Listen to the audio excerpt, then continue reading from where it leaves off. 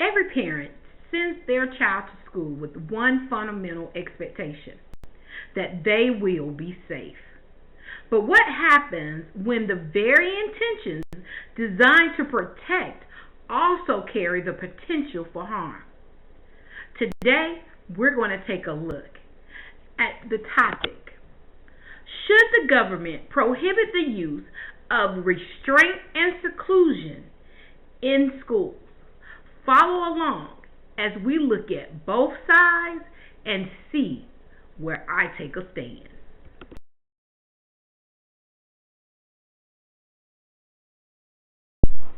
Before we dive any deeper, let's just take a look at the definition of restraint and seclusion according to context in schools. If you look up here in the left hand column, we're going to look at this visual. This is a visual of restraint. Now, according to schools, restraint refers to the use of physical force or a device to restrict a student's freedom for movement. Then, if you look down here in the left-hand column at the bottom, if you look at this picture, you see a child sitting alone. Well, in context of schools, seclusion refers to the involuntary confinement of a student alone in a room or an area from which the student is physically prevented from leaving. Okay, so we have those details out the way. Let's continue. As I continue with this article, giving you the background, I want to just briefly talk about the significance and relevance of it.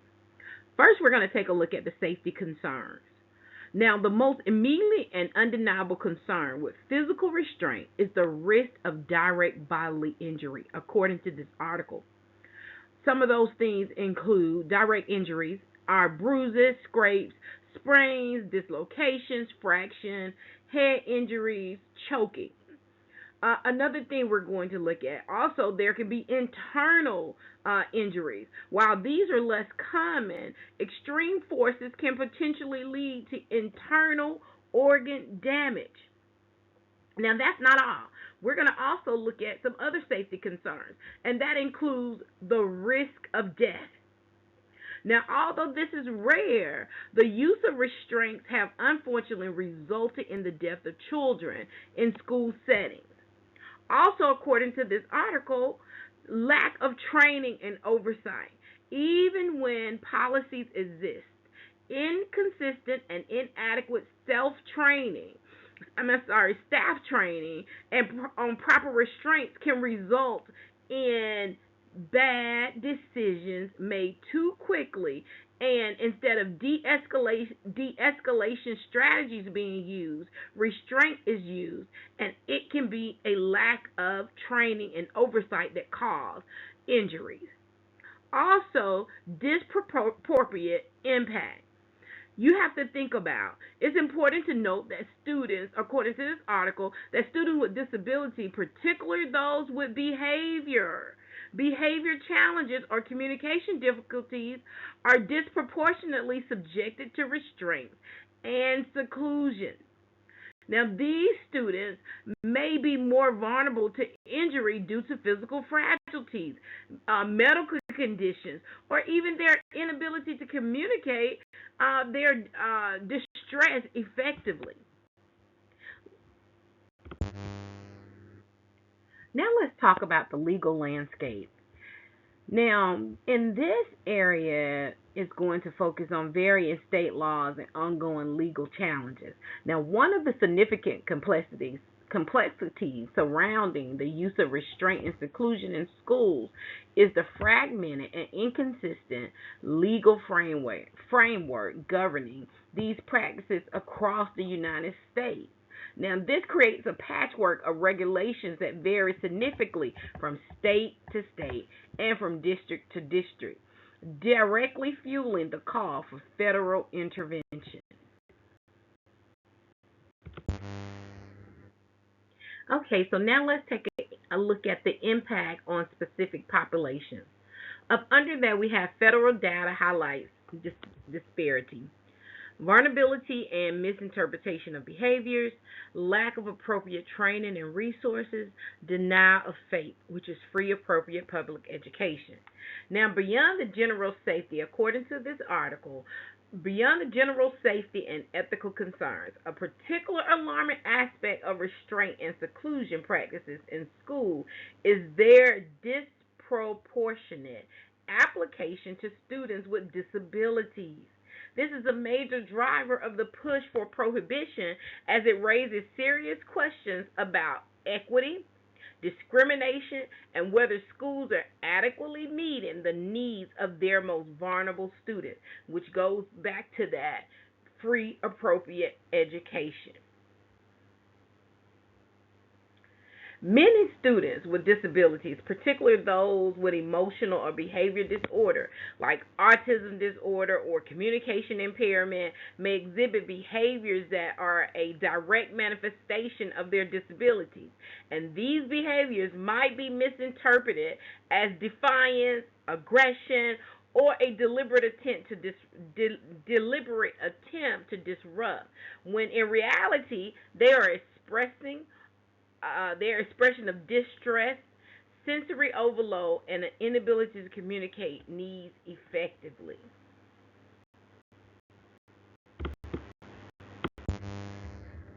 Now let's talk about ethical considerations with significant and relevance to this article. Now, ethical consideration includes things like dignity, human rights, and appropriate educational practices. The debate surrounding the prohibition of restraint and seclusion in schools is deeply rooted in fundamental ethical principles. Advocates for prohibition often argue, based on this article, that these interventions fundamentally undermine the dignity, it infringes upon the human rights, and it contradicts the very nature of appropriate educational practices for all students. This presentation explores the debate around prohibiting the use of restraints and seclusion in classroom in schools. As a special education teacher, I know the toughness of being able to de-escalate a situation where it seems like a student is really getting ready to go into a place of rage. However, as I said, de-escalation is the key. So where do I stand in this matter? My stance is in support of the argument to prohibit restraints and seclusion in schools because of the simple fact that as educators, especially in special education, we are trained and we are given the tools necessary to learn how to de-escalate situations before they get out of hand. Let's take a look at the first argument on the next slide. Now let's take a look at the key arguments that support the prohibition of restraint and seclusion in schools. The first key argument is physical and psychological harm. Restraints and seclusion can cause serious physical injury, emotional trauma, and in rare cases, death. They are widely considered physically and psychologically traumatizing by mental health professionals, according to Education Week, Brookings, COPAA, and also inseclusion.org.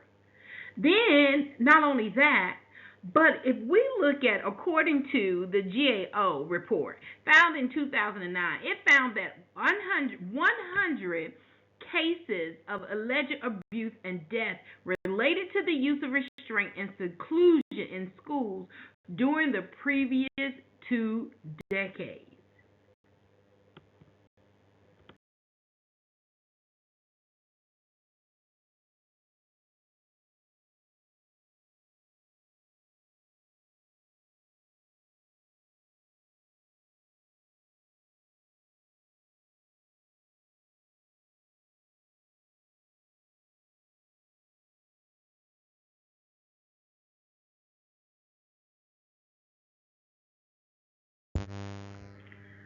Another key argument for the pro prohibition is disproportionate impact and violation of rights and dignity.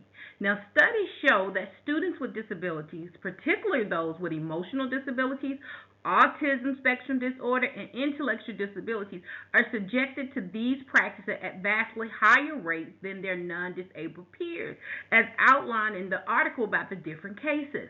Now, schools, according to the national issue, the Casey Institute University. Also, schools use restraint or seclusion much more frequently with students identified as having an educational disability. On an average, statistics shows that across the school district, there were 2.6 instances of restraint for every 100 students with a disability for the 2009-2010 school year. Now compare that with only zero point 0.1 instances for every 100 students without a disability. The seclusion rate and the restraint rate is much lower with students without disabilities. The last key argument we're going to look at is ineffectiveness of current policies as well as the need for explicit legislation. Now, existing federal guidelines and state level efforts have largely failed to curtail the use of these dangerous practices due to vague definitions of emergency situations, a lack of clear accountability mechanism, and insufficient penalties for violations. Then we have to ask ourselves, have we seen that these tactics are really useful or do they make any type of changes? Well, according to EndSeclusion.org, these practices are not educational or therapeutic, and they do not effectively reduce challenging behaviors. Instead, they can lead to increased misbehavior and hinder a child's ability to learn. Before I conclude, I would like to share the story of Crystal Emerson, who never imagined that her son would spend his days at school being forcibly removed from a class over and over again and shut in an empty room. But during the 23-24 school year at Ellsworth Elementary Middle School, that's what happened. At least 18 times, according to Emerson and the school district incident reports reviewed by the Maine Morning Star. Staff members put the 7-year-old boy in holds, forced him into empty rooms, and did not allow him to come out until he either calmed down or his parents came to pick him up. A direct quote from his mother: "It broke him and it broke me." The trauma became so severe that her son, now a third grader, no longer attends school in person. He has to attend school via homeschool. What happened to her son was not an isolated case. Across school systems, we see the use of restraint and seclusion on students more than 10,000 times each year. Why is this still happening?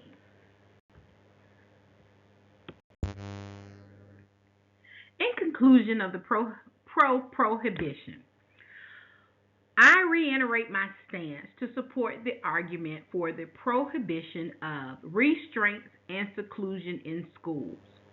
The persuasive evidence overwhelmingly supports the prohibition of restraint and seclusion in schools. Far from being effective behavior interventions, these practices are demonstrably harmful, frequently resulting in physical injury, profound psychological trauma, and in tragic instances, even death for vulnerable students. Ethically, the use of restraint and seclusion stands in stark opposition to the fundamental duty of schools to provide a safe, supportive, and dignified learning environment for all children. Such practices undermine trust, erode a child's sense of security, and fail to address the underlying causes of challenging behavior.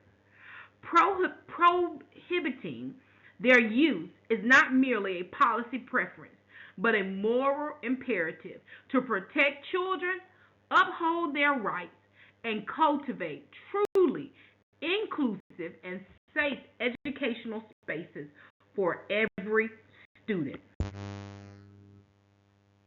While it is noted that I am in support of prohibiting restraint and seclusion in schools, it is crucial to understand the complexities and the legitimate concerns of those who hold opposing views. So now we will take a look at those views. The primary argument for those that are anti prohibition, according to the American Association of School Administrators report, Keeping Schools Safe, House exclusion and restraint protects students and school personnel, argue against the prohibition of seclusion and restraint in public schools, asserting that these practices are necessary tools for maintaining safety and enabling students with serious emotional or behavior conditions to remain in the least restrictive educational environment.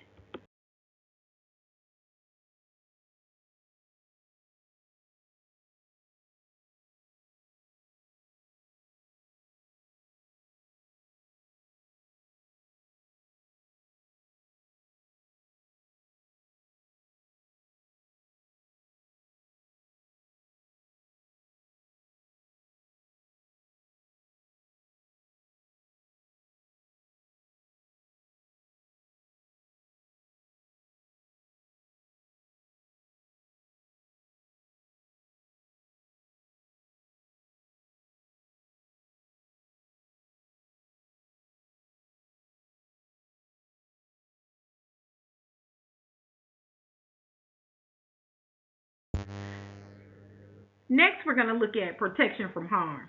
Well, seclusion and restraint, according to the article, seclusion and restraint are presented as necessary to prevent students from inflicting serious bodily injury upon themselves or others, or to prevent damage to property during behavior outbursts. The report emphasizes that school personnel are responsible for the safety of all students and must intervene in aggressive situations. The next argument is the protecting school personnel. The document highlights the risks faced by school staff, noting that physical threats and attacks from students are not uncommon, sometimes resulting in injuries, requiring medical attention or hospitalization. Prohibiting or severely limiting these techniques could significantly increase the rate of injury for school personnel.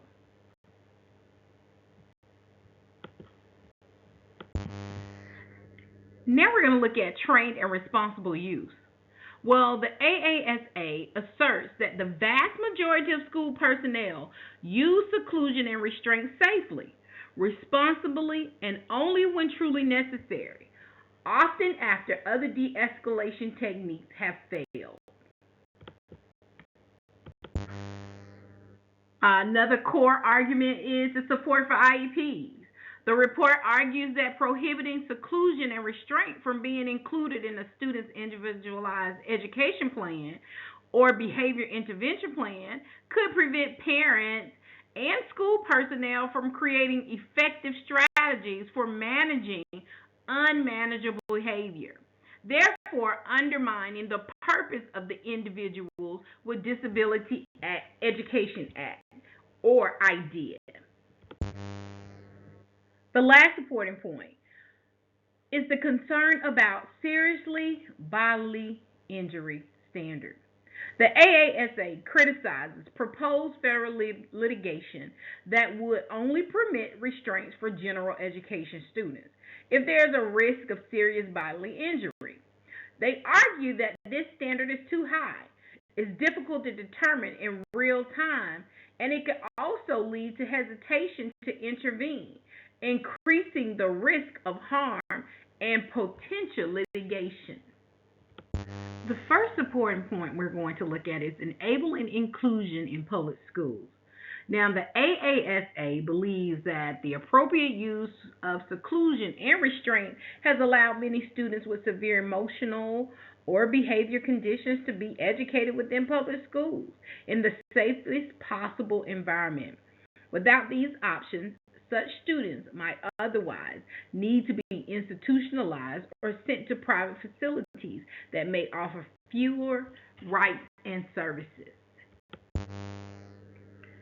It's crucial to distinguish between those who advocate for responsible, emergency only use with strict safeguards and those who might misuse these practices for convenience or punishment. The opposing viewpoint, when argued thoughtfully, typically aligns with the former, a desperate measure to prevent harm when all other avenues have been exhausted in an immediate crisis.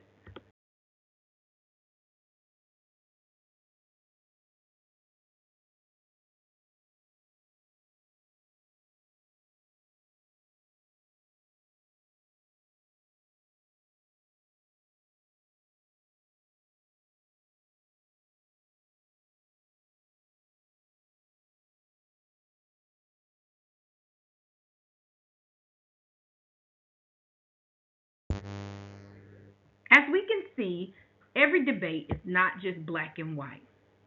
While there are differences in opinions, we can also see there are similarities in our stances. At the end of the day, that includes the safety of our students.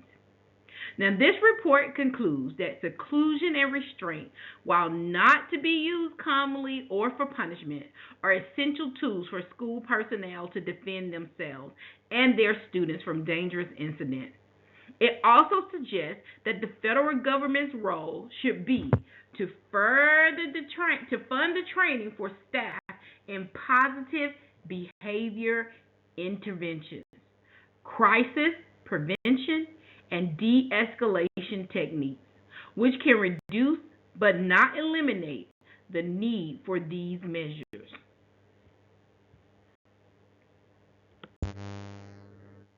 In summary, I support the prohibiting of the use of restraint and seclusion in our schools. The side that I stand with views these practices as fundamentally flawed, dangerous, and often discriminatory, advocating for their complete removal in favor of preventative and supportive measures and methods. The anti prohibiting side acknowledges their risks but argues for their continued, albeit highly restricted, availability as an absolute last resort for immediate safety in life threatening situations. Thank you for taking the time to view my presentation. I hope it has shedded light and that you too pick a side.